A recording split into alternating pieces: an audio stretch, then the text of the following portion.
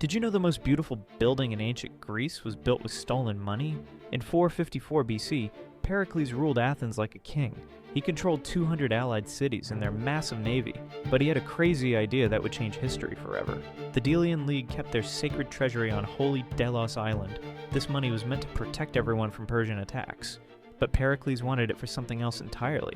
He shocked the Greek world by moving all that gold to Athens. His plan?